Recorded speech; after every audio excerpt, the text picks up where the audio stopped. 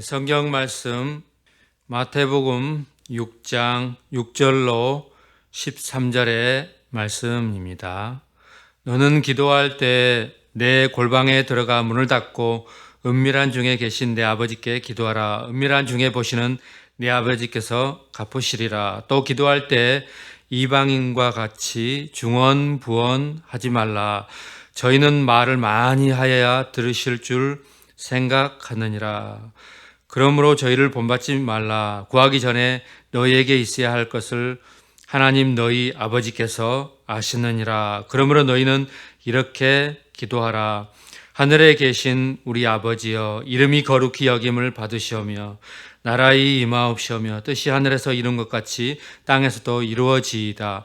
오늘날 우리에게 일용할 양식을 주옵시고 우리가 우리에게 죄 지은 자를 사하여 준 것 같이 우리 죄를 사하여 주옵시고 우리를 시험에 들게 하지 마옵시고 다만 악에서 구하옵소서.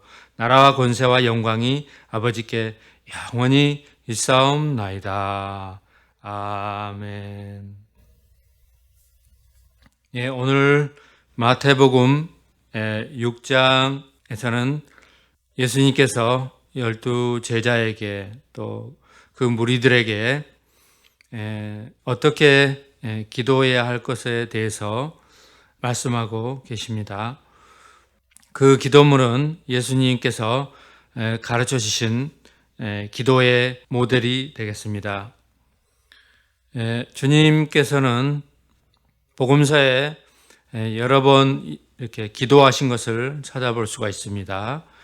새벽 아직 미명에 기도하러 가셨다고 마가복음 1장에 있고요. 오병이어의 기적 후에 무리를 떠나서 산으로 가셔서 기도하셨다고 마가복음 6장에 나와 있고요. 세례를 받으실 때 누가복음 3장, 제자들을 세우실 때 누가복음 6장, 잡히시던 날 밤에도 겟세마네에서 땀방울이 핏방울이 되도록 기도하셨다고 마태복음 26장에 나와 있습니다.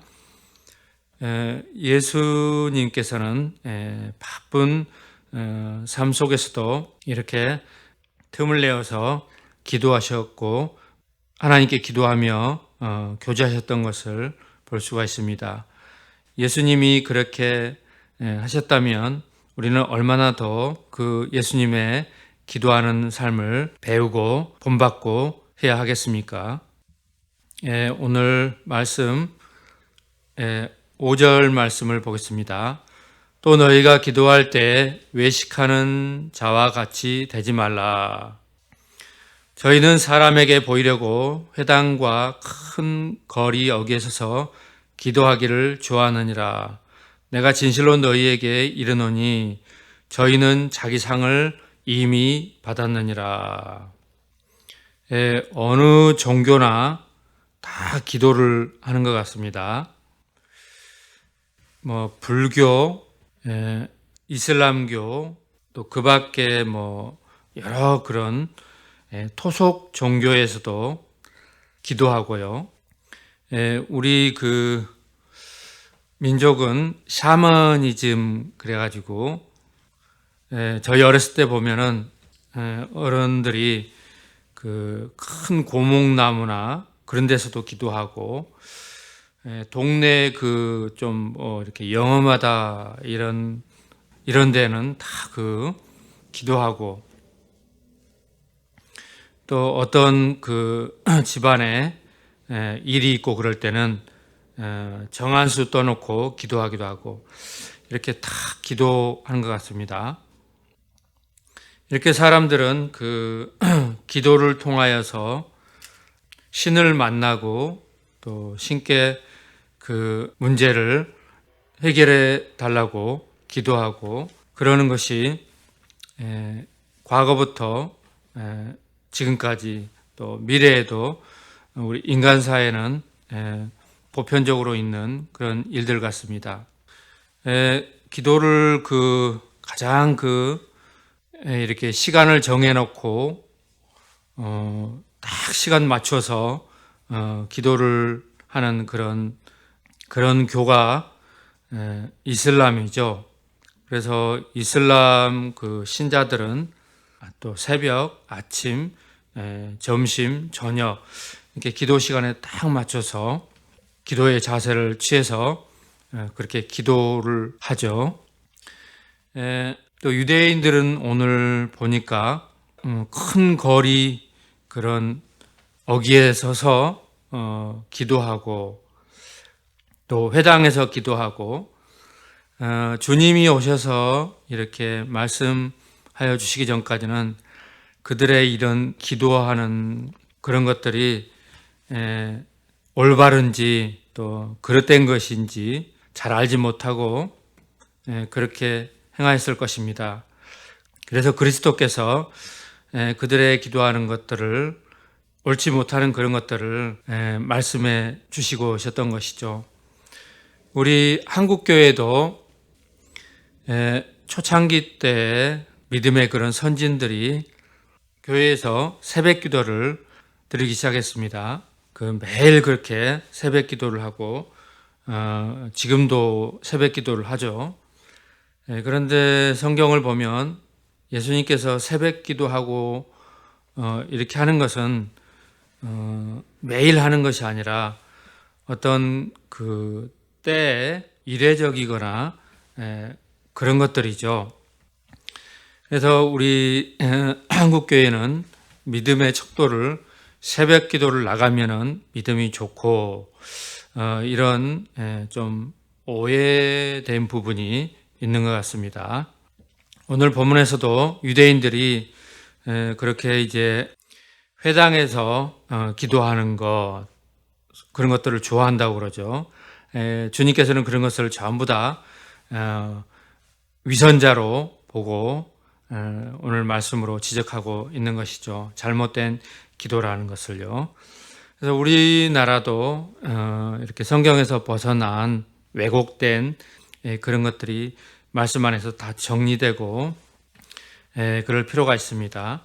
우리나라는 특히 샤머니즘 그런 유전인자가 있어서 그런지 무엇이든지 기도하면 하나님께서 다 들어주신다.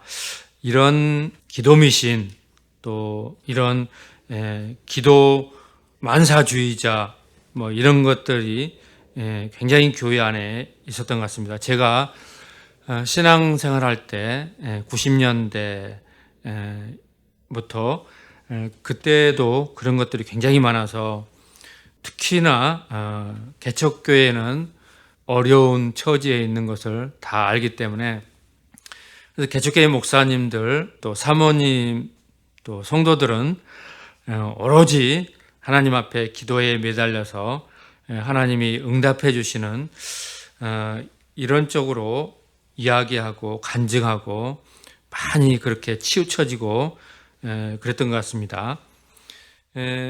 그러나 예수님의 그런 기도의 그런 것들을 보시면요.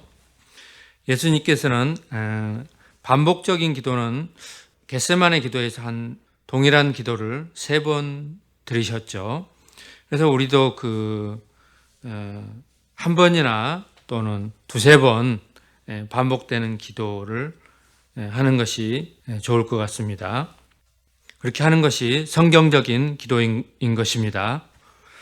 또 중언부언하는 기도, 했던 말 또 하고 했던 말 또 하고 얼마나 듣는 사람도 짜증난데 하나님께서도 짜증나고 그러시겠습니까? 그래서 그렇게 중언부언 기도하지 말라는 것이죠. 특히 이제 우리 대형교회 그런 데에서는 기도할 때 보면 기도문 없이 대표 기도나 이런 기도할 때도 중언부언해서 듣는 사람들도 예배를 망치게 되고 그렇게 되죠. 그렇게 중언부언 기도하지 말라는 것이죠. 그래서 기도할 그런 기도문을 대표 기도할 때는 가급적이면 맑은 정신에서 A4 용지 한 장 정도로 한 1분 정도 분량으로 해서 기도문을 정갈하게 딱 그렇게 작성을 해서 그것을 읽고 해서 암기할 정도로 해가지고 대표 기도할 때는 그 기도문을 보고 기도 드리는 것이 그 예배에서도 참 좋고 성경적이라는 것입니다. 또 그 기도할 때 그런 모습들은 큰 사거리 그런 어기나 이런 데는 사람들이 탁 봐도 보이고 그런 튀는 그런 행위죠. 이렇게 위선적으로 하지 말라는 것입니다. 내 골방에 들어가서 은밀한 중에 계신 내 아버지께 기도하라. 은밀한 중에 보시는 내 아버지께서 갚으시리라. 이와 같이 말씀하고 있는 것입니다. 그래서 우리의 그 아랠 것을 내 골방에 들어가서 이렇게 은밀히 아뢰고 은밀한 중에 보시는 아버지께서 들어주실 것은 들어주시고 그렇지 않은 것은 들어주지 아니하시고 그렇다는 것입니다. 그 후반절 보겠습니다. 저희는 말을 많이 하여야 들으실 줄 생각하느니라. 기도를 많이 하는 거, 그래서 기도의 분량이라고 그러죠. 기도의 분량을 큰 그런 항아리 이런 것에 비유하기도 하고 그렇게 해서 그렇게 교회에서 가르치고 그러는데요. 기도의 분량이 차지 않아서 하나님은 응답해 주시지 않았다. 그러면서 기도를 많이 해야 되는데 그 분량이 차고 넘치면 자동적으로 하나님께서 이제 들어주심으로 기도의 분량이 차기까지 기도해야 된다. 이렇게 가르치시는데 이것도 잘못된 기도라는 것입니다. 그러므로 저희를 본받지 말라. 구하기 전에 너에게 있어야 할 것을 하나님 너희 아버지께서 아시느니라. 우리의 인생의 그 전후좌우 과거, 현재, 미래를 다 아시는 하나님께서는 우리의 마음과 생각도 다 알고 아시고 그 아버지께서는 우리의 필요한 것, 우리의 또 마음속 깊은 곳에 그런 것까지 다 아신다는 것입니다. 그러므로 우리의 필요에 따라 우리가 기도할 때 하나님께서는 응답하여 주시고 계신다는 것입니다. 그러므로 너희는 이렇게 기도하라. 하늘에 계신 우리 아버지여, 이름이 거룩히 여김을 받으시오며. 이제 그 하나님의 자녀가 하나님 아버지께 기도할 것은 하나님의 그 이름이 그 자녀들을 통하여서 거룩히 여김을 받으시오며 라고 기도하라는 것입니다. 하나님의 자녀들이 세상에서 세상 사람들보다 윤리적으로나 도덕적으로나 더 큰 죄를 짓고 세상의 뉴스에 나오고 그렇게 되면 그것이 결과적으로 하나님의 얼굴에 먹칠을 하게 되는 것이죠. 그래서 우리가 먼저 기도할 것은 우리의 생활 범사와 이런 모든 것들이 구별되는 삶, 그래서 하나님의 자녀가 참 다르구나, 세상 사람들에게 이렇게 칭찬을 받고 이렇게 이미지가 될 수 있도록 살라는 것입니다. 그리스도인들의 성결된 삶인 것입니다. 나라의 임하옵시오며 뜻이 하늘에서 이룬 것 같이 땅에서도 이루어지이다. 하나님의 나라가 우리 안에 또 교회 안에, 우리가 직장에 가면 직장 안에, 또 우리 나라 안에 임하여 달라고 기도해야 되겠습니다. 뜻이 하늘에서 이룬 것처럼 하나님의 그 뜻이 만세전에 하늘에서 이룬 것처럼 이 땅에서도 우리를 통해서도 날마다 이루어지고 나를 통하여서도 날마다 이루어지도록 기도해야 되겠습니다. 그래서 천국 가서만 천국의 삶이 아니라 이 땅에서도 이미 천국이 임하는 삶, 우리 가정이 천국이요, 내 직장이 천국이요, 교회는 말할 것도 없이 천국인, 그래서 천국을 맛보는 삶, 하늘나라가 임하는 삶을 살게 해달라고 기도하라는 것입니다.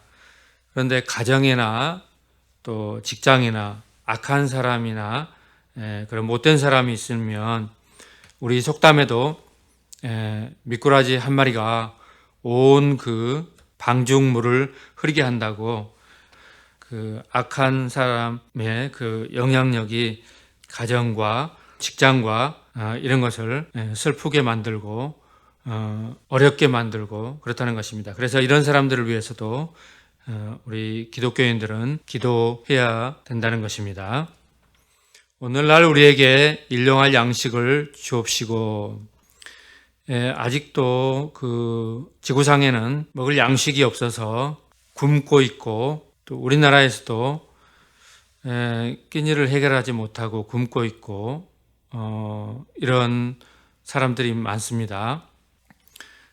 더군다나 지금 이때에는 경제적으로 매우 어려운 시기를 우리가 살아가고 있는데요. 일자리는 거의 다가 끊기고 경제적인 상황은 날로 악화되고 물가는 이렇게 폭등하고 이런 양식의 문제가 불안한 나날이 될 수가 있는 것이죠. 그래서 교회가 기도해야 될 것은 오늘날 우리에게 일용할 양식을 주옵소서라고 기도하라는 것입니다. 제가 신학교 때에도 한 3년 넘게 풍찬 노숙을 하며 신학을 했습니다. 학우들이 필요할 때 도와주기도 했는데 거의 굶고 공부했던 것 같아요. 그런데 그때 기도원 다니고 교회 다니고 신학교 때 그렇게 겪었는데, 교회에서 이 말씀을 올바르게 가르치고 우리 주위에 끼니를 해결하지 못하는 그런 사람들을 위해서 기도하고 그들에게 필요한 양식을 주고 또 식권을 건네주고 이렇게 설교하고 가르치는 데는 정말 못 들어본 것 같아요. 희박하고요. 이 말씀을 제가 성경 공부하면서 그 목사님께서 가르쳐 주셔서 알게 된 것입니다. 끼니를 해결하지 못하고 어려움을 우리 주변에 겪고 있다면 그 사람들을 위해서 기도하고, 기도로 끝나는 것이 아니라 우리가 그들에게 일용할 양식도 주고 또 식권도 주고 해야 된다는 것입니다.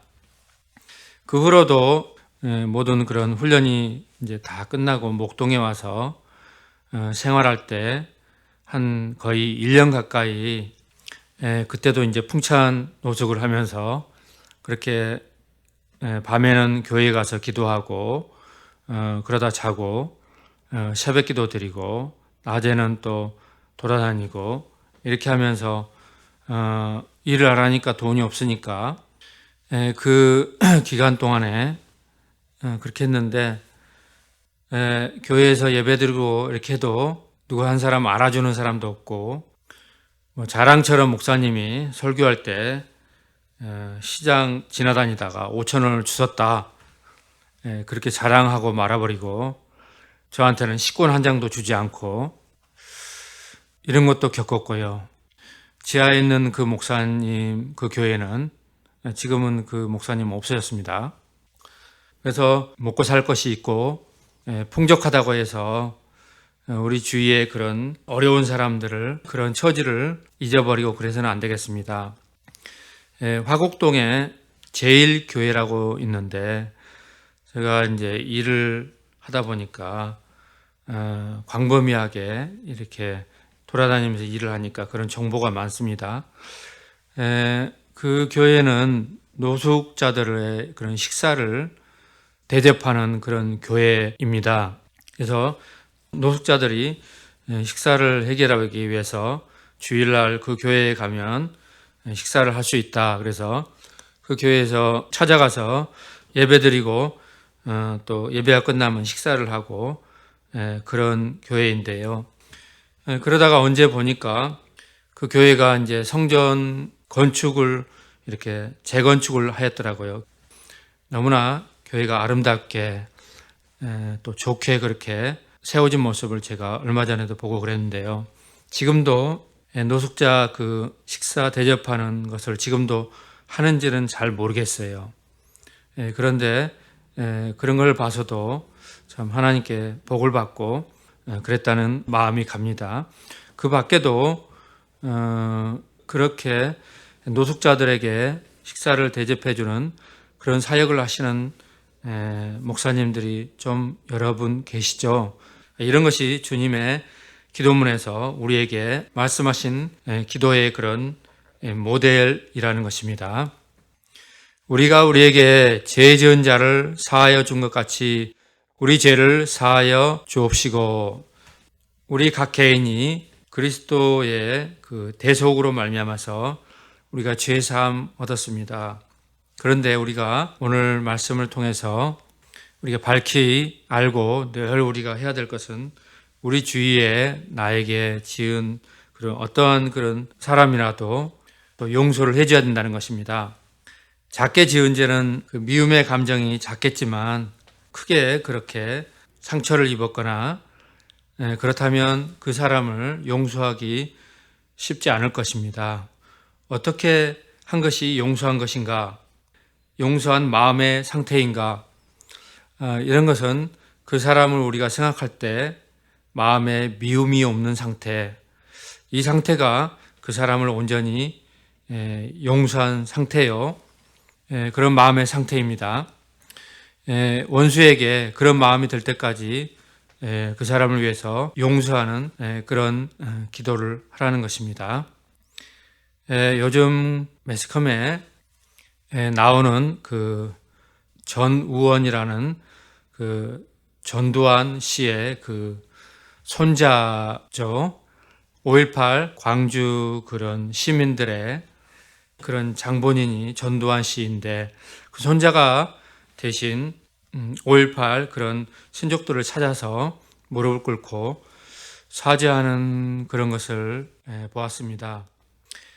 그 일가 중에서 본인도 그렇고 그 어떤 사람도 그런 큰 죄를 졌는데 사죄하지 않고 있는데 그 손자만 이렇게 용기를 내고 나와서 회개하는 또 죄 용서함을 구하는데 참 그분이 교회에 나오는지는 잘 모르겠지만 우리 교회가 또 보면은 목회자들이 제일 그 마음이 좁은 것 같아요. 자기에게 조그만 그 상처를 주거나 그런 사람들을 용서하지 못하고 그러는데요. 늘 용서하는 삶을 살라는 것입니다. 그것을 위해서 기도하라는 것이죠. 용서가 어려우니까 기도를 하라는 것입니다. 용서가 쉬울 것 같으면 기도할 필요가 없는 것이죠. 자기 스스로 그렇게 용서하고 그렇게 하면 그만인 것이죠. 그렇지만 우리 사람은 감정의 문제는 쉬운 문제가 아니기 때문에 용서를 위해서 그 사람을 위해서 기도하라는 것입니다. 그래서 사람들과의 원한진 것이 없는 그런 마음을 갖고 우리가 살아가는 것이 굉장히 중요한 것이죠. 우리를 시험에 들게 하지 마옵시고 다만 악에서 구하옵소서. 이 세상을 살아갈 때 이제 시험에 드는 일, 또 악인을 만나거나 악령들에게 어려움을 당하거나 이런 것이 있다는 것입니다. 우리가 이 세상을 살아가면서 이런 것을 만났을 때 또 평상시에 늘 기도하라는 것입니다. 성경에 그런 인물들도 그 시험에 드는 그런 것이 있습니다. 베드로도 시험에 들었는데요. 주님께서 베드로에게 시험에 들지 않게 깨어 있으라 이렇게 말씀하셨죠. 베드로도 시험에 들어서 그 비자에게 시험을 받아서 3번이나 주님을 부인하는 그런 죄를 짓고 말았던 것이죠.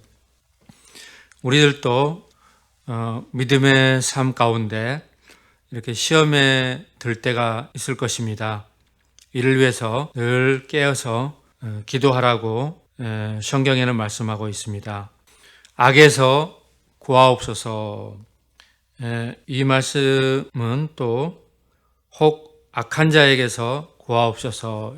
성경에 이렇게 된 곳도 있습니다.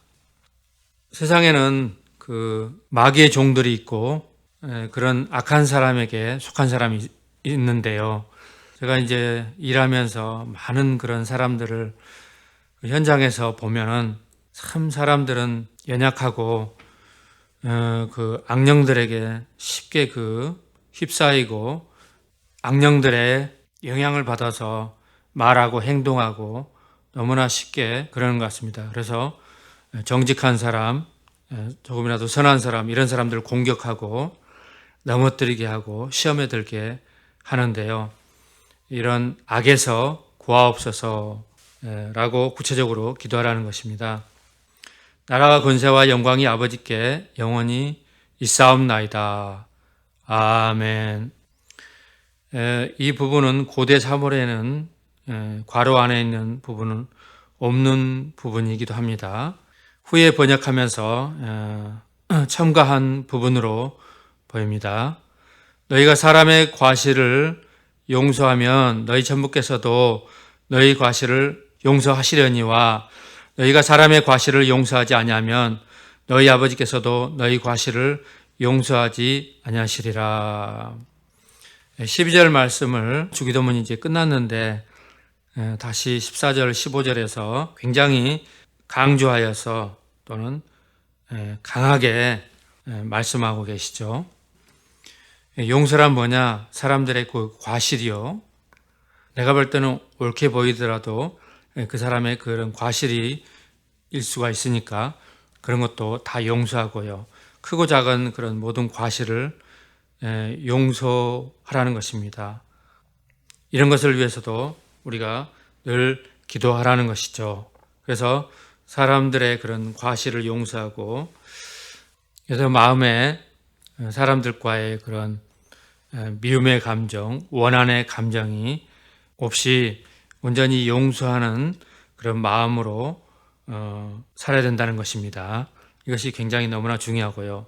그런데 원수는 가까운 데 있고 원수는 집안에 있다고 집안에 그 사는 사람들이 원수죠. 부부끼리도 서로 원수라는 것입니다. 잡아먹지 못해서 안달이고요. 제가 가끔 보는 그런 프로그램이 있는데 결혼 지옥 리포터라는 그런 프로인데 그 프로에서 보면은 부부간에 그렇게 그 서로 간에 어렵게 되고 꼬이게 되고 감정적으로 깊이 고립하게 되고 그래서 양쪽 다 희망을 잃어가고 그런 것들을 이렇게 보게 되는데 부부간에도 그런 무지와 오해와 도덕과 윤리라든가 더 나아가서는 진리가 결혼하기 전에 그들이 먼저 갖추고 그래서 인격과 한 그 가정의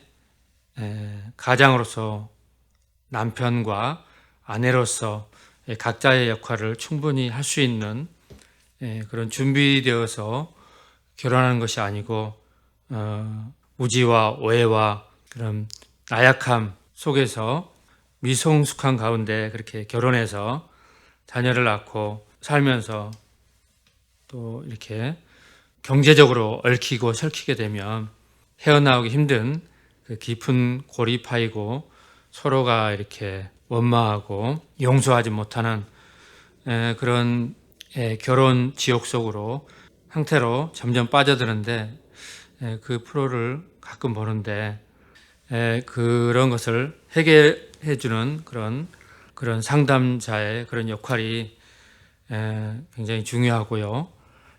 잘 파악해서 원인을 얘기해주고 또 오해는 풀어주고 그래서 서로 간에 오해가 풀리면서 서로 간에 이제 실마리를 찾게 되고 희망이 보이고 헤어나올 수 없는 그런 부부들도 치유되고 다시 호전되고 다시 희망이 생기는 부부로 이혼하지 않고 살아갈 수 있는 그런 회복된 모습으로 이렇게 보여지는 프로그램이어서 제가 보는데요. 이렇게 회복되는 모습을 보면 참 마음에 푸근해지고 따뜻해지고 좋더라고요. 교회에서도 마찬가지죠.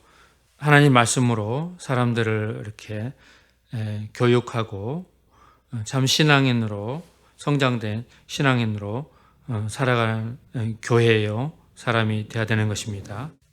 기도 들으시겠습니다. 거룩하신 하나님 아버지 감사합니다. 오늘 주님께서 기도의 모범 제자들에게 말씀하시고 가르쳐 주셨나이다. 오늘 이 말씀을 통하여서 온 교회가 올바른 기도의 모델을 오늘 교훈받아서 우리가 바르게 기도하며 생활하며 살아가면서 바른 교회요 온전히 성장하며 나가게 하옵소서. 감사드리며 예수님의 이름으로 기도드리옵나이다. 아멘.